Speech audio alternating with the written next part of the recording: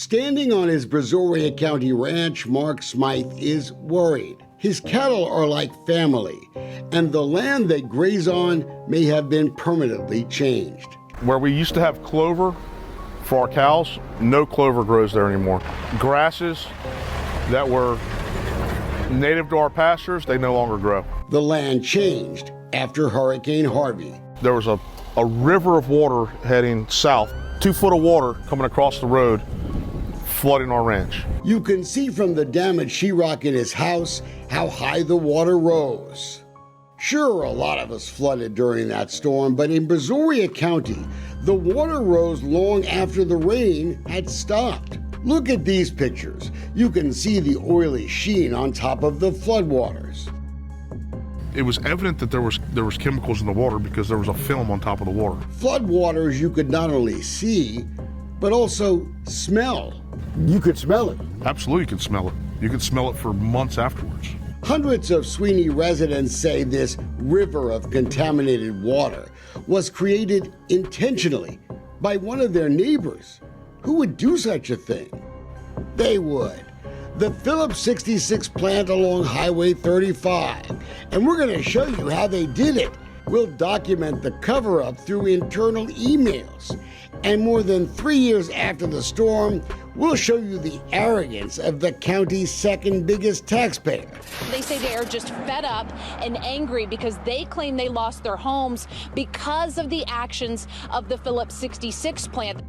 Even before Hurricane Harvey appeared in the Gulf of Mexico, the chemical plants along Highway 35 had made a fateful decision that would affect all their neighbors. Phillips 66 and their sister company Chevron Phillips Chemical built an elevated rail line right next to Linville Bayou. The general manager of the Sweeney refinery, he knew the danger for people living near the plant. I expressed some concerns about very early on about the way the sit yard was affecting flows. On and off the property. Same objection form. By definition, yes. We now have the internal email that proves the danger. Quoting, "There are many issues with the drainage through the sit yard and how it affects drainage outside and inside the plant," he wrote. You can see on satellite how it has changed the flow of the water. Imagine a flood. And as the storm hit, Phillips installed tiger dams. The general manager of the Sweeney refinery, David Erford, emails the refinery's neighbor CP Chem, quoting, "It will prevent flood for both of us, and it won't damage the rail spur." Phillips then did something else. They intentionally blocked culverts without any regard for where the water would then go. We've got the emails. They even used concrete to plug them up. Here's a damning photo showing bulldozers actually pushing giant containers to block the culverts along Highway 35. And where do you think that water goes? You think it just disappears? It does not disappear. It has to go somewhere, doesn't it? It has to go somewhere. The head of Phillips Corporate Strategy thought it was great. Did you notify the drainage district No. that you were doing it? Did you notify the Army Corps of Engineers? No.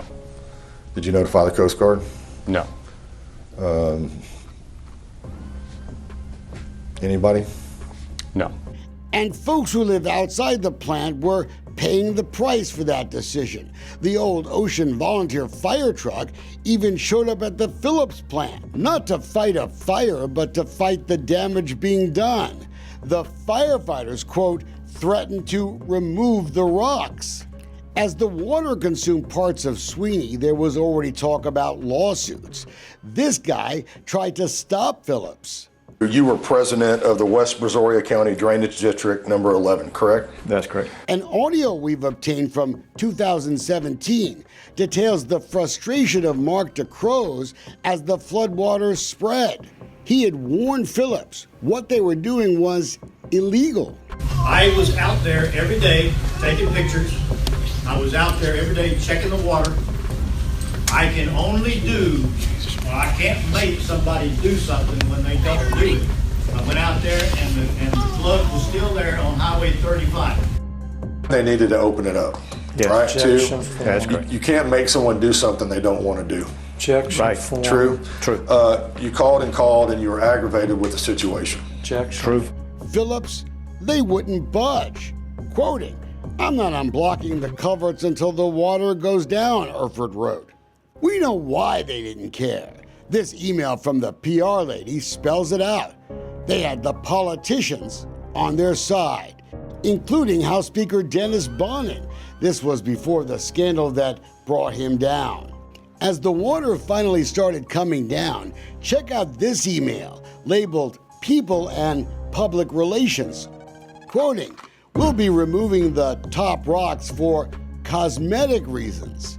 Sure, because that's what you do after floods have destroyed all your neighbor's property. You remove the evidence that you plugged up the culverts. How much did this endeavor cost Phillips 66 altogether to, the Tiger dams, the response group, the blocking of the culverts, the entire effort?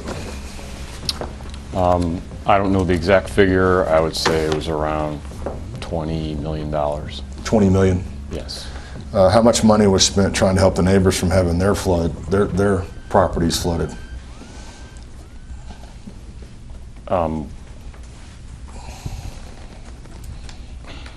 We didn't have any impact on the neighbors, so. So zero? Baby pictures that we'll never get back, pictures of projects that I've built across the United States of America. You don't get that back. You can't get that stuff back, Mr. Erfurt. And Mark Smythe, well, he knows his own land. Where's the clover since the hurricane? The ranchers around here say it died from the hydrocarbon contamination in those floodwaters. In an email to the TCEQ, Phillips insisted that, quote, "To our knowledge, no hydrocarbon has migrated off-site." But these pictures, well, they tell a different story. Phillips is also caught pumping dangerous water out of their plant and into the rest of Sweeney. The PR lady, though, asked at the time if the government had been notified. And you're going to love this answer. Regulatory notifications may trigger media attention. You would agree that in this case that the oily water sewers were not emptied before any of the flooding that occurred at the plant during Hurricane Harvey. True? That's true. You understand that oil floats? I do. After the hurricane, a 12-page report from Brazoria County detailed things that need to be fixed. Despite having huge refineries, the after-action review on industry is just 1.5 pages long. It doesn't even mention what Phillips did. Phillips is the second biggest taxpayer in Brazoria County. Maybe that's why the county judge has ignored our repeated calls for answers. When we first asked for county emails, they asked us to clarify the meaning of the word flooding. You get the feeling we've struck a nerve. And maybe Phillips just doesn't care if they flood their neighbors. It's not my concern at this time. Tell this hero of the Afghan war that what he lost that week, well, it's really not your concern. You can see they're destroyed. Framed documents, some nearly 3 decades old, of Mark Smythe's service to Sweeney, to America. My initial commissioning papers were signed by the President of the United States of America. All lost. All lost, gone. These photographs from inside the Phillips refinery will change tears to anger. Bulldozers at night blocking culverts, large containers dumped into Linville Bayou. Pictures of Phillips employees pumping oily water out of their plant. Guess what? You have hundreds of lawsuits pending against you now, don't you? Yes, we do. It's the same thing you hear over and over. Production and profit over people. There's been so much attention to what happened at the Arkema plant in Harris County, the explosions, the injuries. It was a big story, but now we know that Arkema actually tried to protect their neighbors. The story that needs to be told is what Phillips 66 and Chevron Phillips next door did to harm their neighbors. Hundreds of families own homes and ranches around Sweeney that are now branded with that stigma. they were flooded. And those companies, they've done nothing to stop it from happening again. They just basically said, hey, we're gonna keep the plant running for revenue, and at the end of the day, we're gonna flood the community.